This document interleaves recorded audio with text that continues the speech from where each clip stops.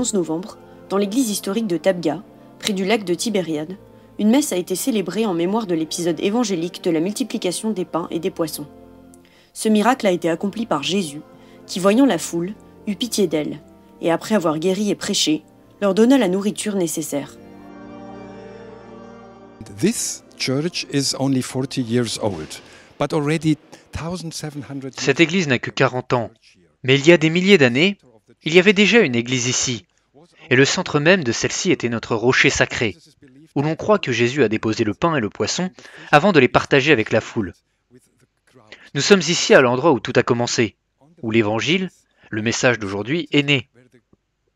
Nous sommes heureux d'avoir l'occasion de célébrer cette fête malgré la situation actuelle. And we are happy that we have the chance to be here today to celebrate this feast under these conditions.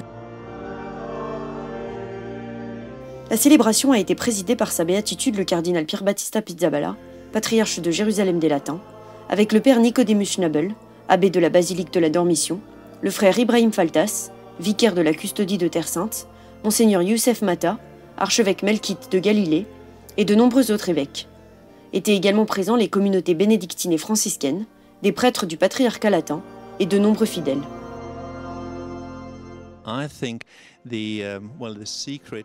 Je pense que le secret de Jésus, ce n'est pas une théorie, ce ne sont pas des mots, mais c'est vraiment d'être avec les gens, d'être présent, d'écouter, de regarder dans leurs yeux, de sentir leurs inquiétudes, d'être avec eux et de toucher leurs blessures. Être comme un médecin pour ceux qui souffrent. C'est ce que j'ai expérimenté de plus fort ici, à Tabga.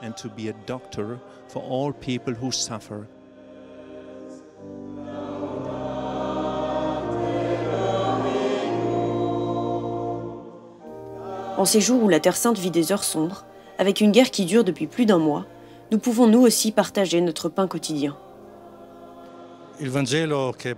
L'évangile que nous venons d'entendre parle d'un enfant qui apporte 5 pains et 2 poissons, et qui proclame qu'ils suffiront à nourrir tout le monde grâce à la présence de Jésus. Notre appel est un peu le même.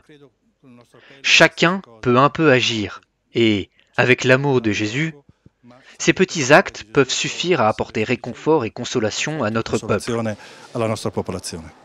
Ces jours-ci, j'ai le sentiment que notre vocation est plus forte que jamais. Notre première vocation est d'être ici et de garder nos portes ouvertes. Cela a été extrêmement important au cours des dernières semaines. Nous ne fermons jamais.